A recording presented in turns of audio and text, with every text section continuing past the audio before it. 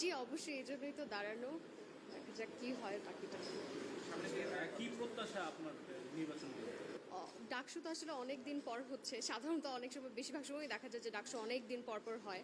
তো এবার ভাবলাম যে যেহেতু ২৪ গণঅভ্যুত্থানের পর একটা ফ্রি অ্যান্ড ফেয়ার ইলেকশনের একটা সুযোগ আমরা পাচ্ছি, সত্যিকার অর্থে আমরা ছাত্ররা নিজেদের কণ্ঠগুলো আমরা ছেড়ে আমাদের দাবিগুলো আমরা তুলে ধরতে পারছি, তাহলে আমারও আমার জায়গা থেকে আমার বিশ্ববিদ্যালয়কে দেওয়ার কিছু আছে।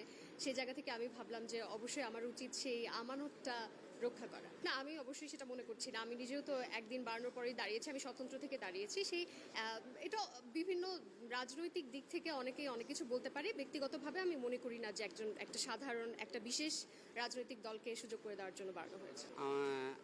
আমি যদি শুরুতে বলি, আমার দল হচ্ছে বাংলাদেশ জাতীয়তাবাদী ছাত্র দল। আর কোন পদ, এটা হচ্ছে আপনার হাজী মোহাম্মদ মোহসেন হলের পাঠকক্ষ সম্পাদক হিসেবে দেওয়া হয়েছে।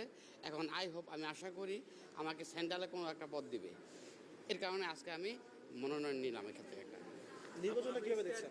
হ্যাঁ, ইশতেহারটা আমি এখনও ঘোষণা করিনি। এর জন্য মানে করিনি, কারণ হচ্ছে আমি তো এখনও দ্বিধাদ্বন্দ্বে আছি।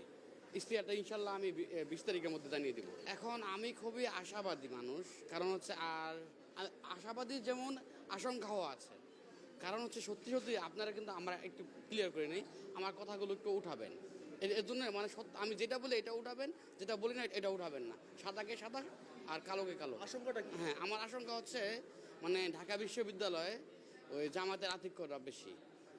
হ্যাঁ, মানে আমি যদি বলি আগা থেকে গোড়া পর্যন্ত, এখন এরা যদি কোনো মানে যাকে বলে ইঞ্জিনিয়ারিং না করে, তাহলে হয়তো নির্বাচনটা সঠিক হবে।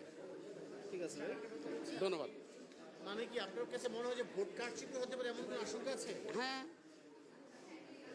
আচ্ছা, আপনি কি মানে আগে থেকে করতেন নাকি কারচুপি হতে পারে এরকম আশঙ্কা করছেন কেন? আমার মনে হচ্ছে মানে আমার মন যেটা বলে এটাই তো বললাম আপনাকে। আর আশঙ্কা আমি এর জন্যই করতেছি, আপনি অবগত 2019 সালে যে ডাকসু নির্বাচন হয়েছিল, মানে সবাই বলে ফেয়ার আসলে তো